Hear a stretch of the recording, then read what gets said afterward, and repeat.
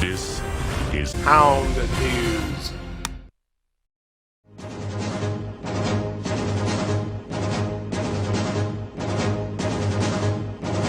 Good morning, it's 4 a.m. High atop Rockefeller Center. I am night shift co-anchor Brian Bennett. And it's much earlier out on the West Coast. I'm night shift co-anchor Taylor Keene. Join us as we spotlight the country of Vietnam. International Business Magazine starts now.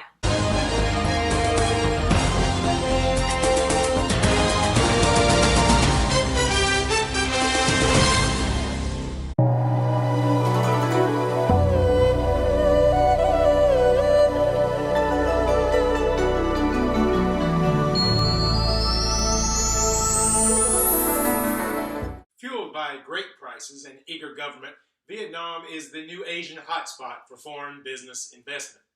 While still communist, the country is ready for business and ready to take advantage of China's slowing economy and expensive labor. The leaders of Vietnam have committed themselves to a social and economic strategy through 2020 that focuses on building market economy institutions and mechanisms, developing high-skilled human resources, and building integrated infrastructure to support growth. Full of potential, Vietnam is an ideal destination for international investors and businesses. However, the political environment is hit or miss according to who you talk to when referring to Vietnam. The country is a one-party state still ruled by the Communist Party of Vietnam. The control resides with the 16 most senior members of the party. They have full responsibility for the country's strategic direction. The government does not welcome dissent, and restrictions still remain in terms of freedom of speech, which certainly affects internet usage, especially social media, as well as blog sites. Based on the Political Stability Index published by World Bank, Vietnam ranks 100th in the world. The index measures perceptions of the likelihood that the government of Vietnam will be destabilized or overthrown by unconstitutional or violent means, including politically motivated violence and terrorism. In comparison, the U.S. is ranked 60th, with Syria ranking 191st. However, through simplifying administrative procedures, reforming its tax system, and eliminating several elements that increase production costs, Vietnam's overall political stability could be a great advantage of the country compared to other Asian nations. Political issues certainly do exist in the country that can hinder business. Freedom of association and collective bargaining is very restricted. Any labor unions must be affiliated with the Vietnam General Confederation of Labor. However, since 2012, the Vietnam National Assembly has shown signs of becoming more worker-friendly by increasing maternity leave to 6 months, developing a minimum wage, and limiting the number of required overtime hours in a work period. In addition, significant differences still exist between the North and the South. Also, while the socialist government is and has been encouraging a market-based economy, government bureaucracy is very problematic. According to Dane Chamorro, quote, "It's easier to do a deal in Cambodia." The country ranks 112th in Transparency International's 2015 Corruption Perceptions Index. While efforts have been made to enact laws and change processes, very little oversight exists. In addition, the Vietnam Provincial Competitiveness Index, PCI 2014, reported a significant jump in the prevalence of bribe paying across the board. Last year, 66% of respondents said they usually pay extra informal charges to facilitate business activities. That is up 25% from 2013. According to GAN Integrity Solutions, corruption continues to negatively influence Vietnam's business environment. Companies are likely to experience bribery, political interference, and facilitation payments. For more on efforts being made to combat corruption in Vietnam, we go to International Business Magazine's investigative correspondent on location, Connie Chung. The supermarket in Vietnam's southern Vinh Long province is like no other. There's no checkout clerk, but the customers, young students at Hien Duc Primary School, pay the exact amount for their purchases at the school cafeteria, nicknamed Children's Supermarket. Khi mà đi siêu thị Đức Thơ thì con tập được cái tính là trung thực và lịch sự. Trả tiền thì trả tiền đầy đủ chứ không có thiếu. Teaching this lesson on integrity to the future generation is an important foundation in the country's efforts to fight against corruption. Introducing integrity education to primary schools is among over 100 innovative ideas funded by the Vietnam Anti-Corruption Initiatives Program, also known as VASI. The program provides funding of up to $15,000 for initiatives. Some of these initiatives included getting hospital patients to provide feedback to improve healthcare services, training journalism students for more compelling investigative reporting, and supporting artists producing satirical comics on anti-corruption. The success of the Vietnam Anti-Corruption Initiatives Program has proven that the fight against corruption requires a collaboration and joint efforts from all, including government agencies, social organizations, the private sector, and the population at large. That was Connie Chung reporting on location in Vietnam. Next up on International Business Magazine, we analyze Vietnam's economic and business environment. Stay with us. International Business Magazine returns in a moment.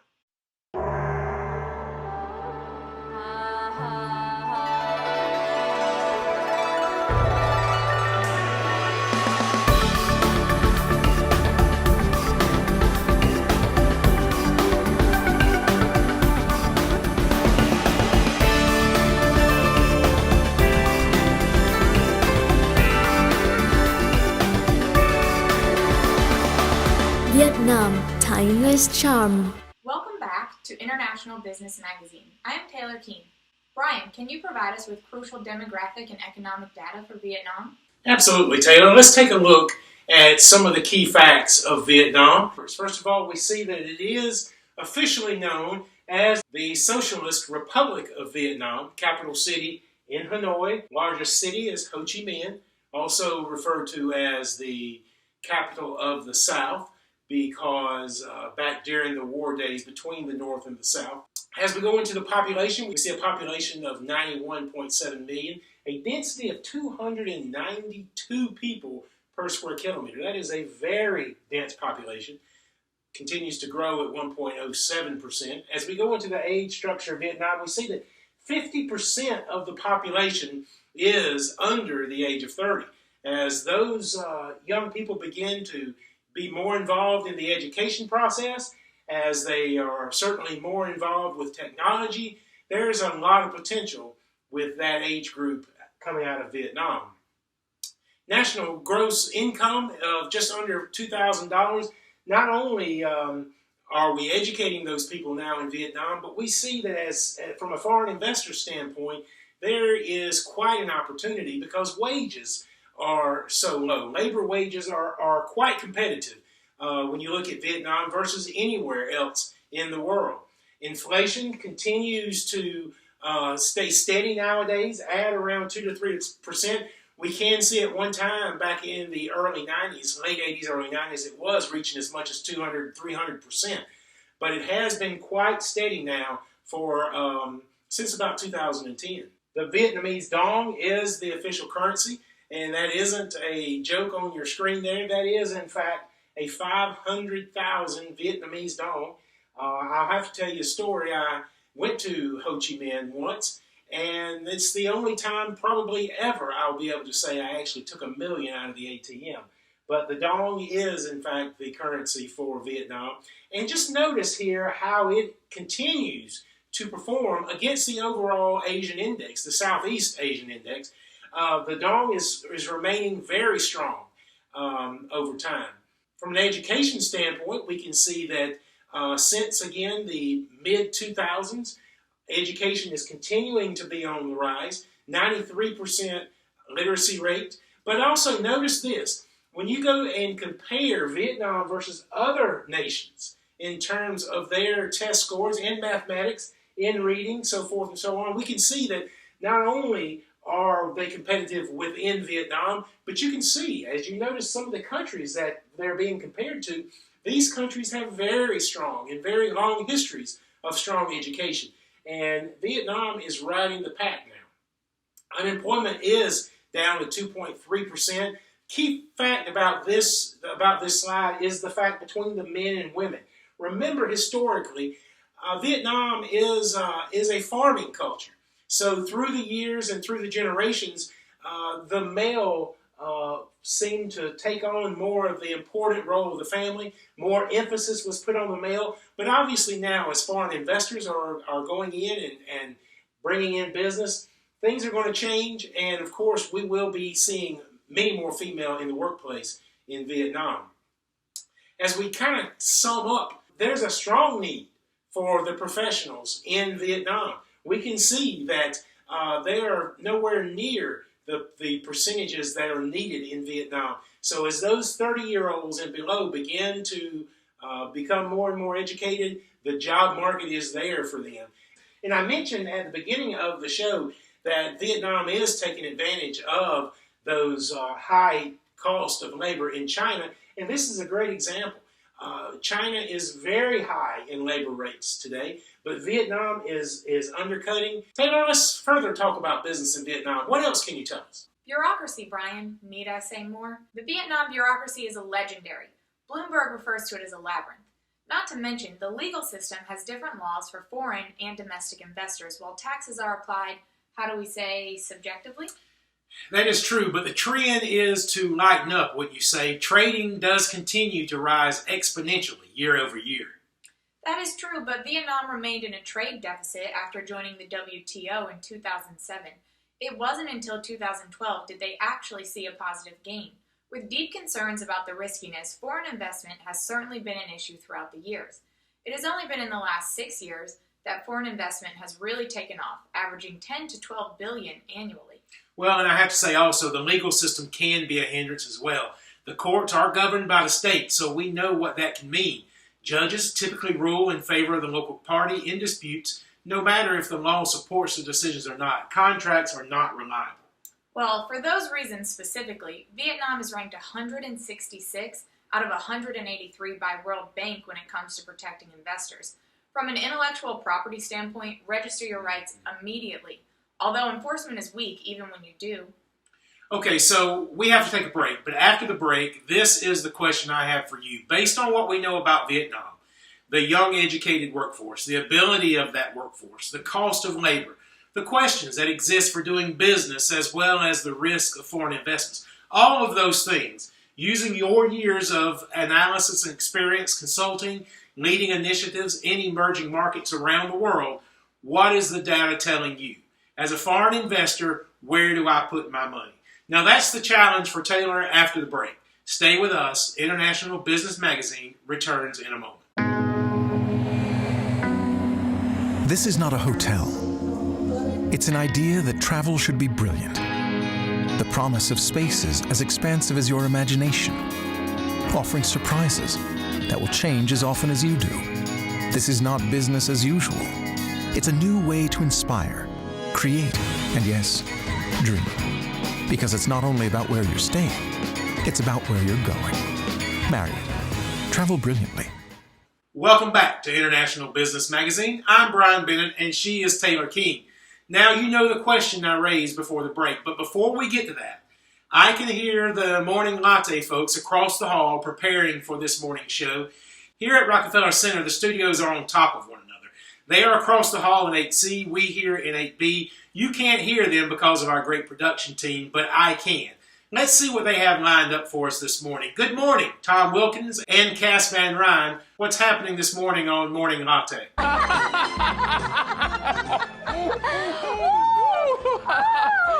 We are already having fun this morning. A lot of fun. Okay. We have a wonderful show coming up. Our first guest. How much do you love her? Oh, I love this gal. Miss Melissa Manchester. She's outstanding. We'll be right back with Melissa Manchester. She's one of the...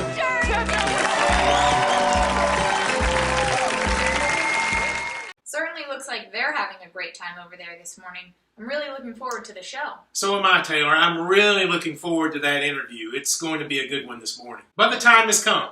You know the situation in Vietnam. We certainly know your strong background in emerging markets. As a matter of fact, Brantley, do you have that slide that I asked you to pop up? Just so that people can see what companies you have worked with over the years and growing internationally. I can't believe you pulled that out. Hey, your opinions are respected. And that slide shows why. So tell me, where do you recommend the foreign investor to put his or her money? Well, before we get to that, let's talk a little bit about Vietnam's domestic tourism. From 2014 to 2015, they saw a 48% increase in domestic tourism. This could be in part because the program the Vietnamese government launched in early 2015. They partnered with local airlines, travel agents, and railways to discount prices for domestic travelers 25 to 50%.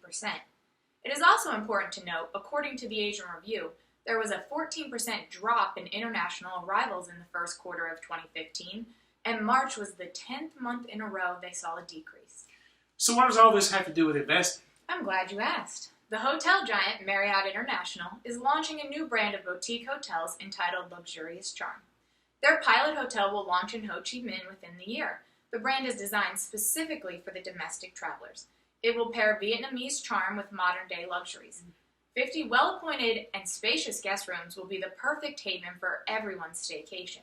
The boutique hotel will have 2 restaurants, one serving American cuisine and the other serving all local favorites. With peak travel months for domestic travelers being July to September, the rooftop pool and bar will be a crowd pleaser. Let's not forget about the full-service spa and 24-hour workout facility. But Taylor, isn't there already a place like that in the city? The Millennium Boutique Hotel. I have stayed there. They have 80 or so rooms, free breakfast, the Wi-Fi, the normal.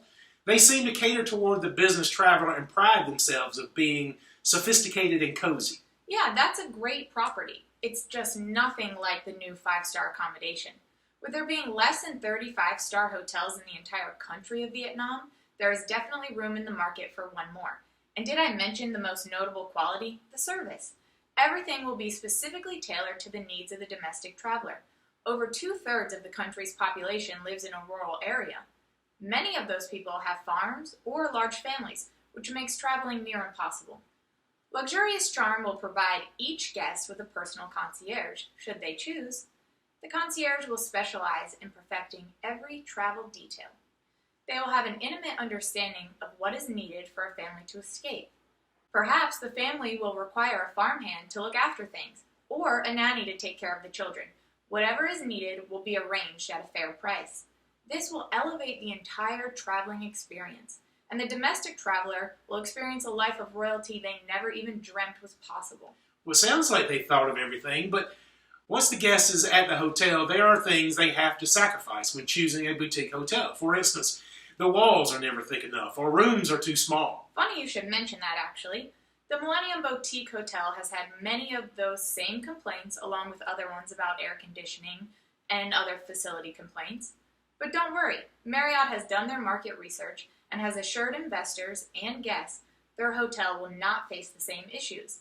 And they've selected the most qualified architects and builders to complete the project.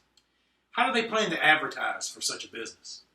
Vietnamese trust television ads more than any other advertising in the country. That's right. I have seen over 90% of the country has television. Most people watch it in the late evening. 6 to 9 p.m. is the most popular viewing time. Television ads have already started running during those peak hours, and you can expect to see more in the upcoming months. Great. I look forward to them. How does this hotel expect to survive on just the domestic traveler alone? They won't survive specifically on the domestic traveler. However, there will be a 100-person meeting room, which is enough space for 60 plated meals or less. The modern luxuries will appeal to the business travelers, who will help fill in the occupancy during the weekdays. Domestic travelers typically spend 1 to 3 nights in a hotel while traveling. So, appealing to other target markets will be very important for the hotel's longevity. Are domestic travelers going to spend the money to stay in a 5-star accommodation? Yes, absolutely. The 5-star accommodations have seen the highest increase in domestic traveler spending. On average, domestic travelers will spend $130 per night. The new hotel will start their pricing at about $130 and increase based on the services selected. Okay, where do I send my check? We'll talk about that later. To wrap up my point for everyone else, the domestic travel industry in Vietnam provides a unique opportunity for investors. Vietnamese travelers have more leisure time and financial resources than ever before. Couple that with their motivation to travel and the government's incentives, you would be wise to invest in the Luxurious Charm Collection by Marriott. Well, that's all the time we have this week on International Business Magazine. The analysis of Vietnam shows a growing market economy, an eager workforce of very attractive labor rates. The communist government remains to be an obstacle to overcome, but seems to be headed in the right direction to fully embrace the market economy concept. Join us next week as we continue this dive into business opportunity in Vietnam and Marriott's unique brand extension in the hospitality industry. Thank you for joining us. Until next time, keep your feet on the ground and keep reaching for the stars. Stay classy, world.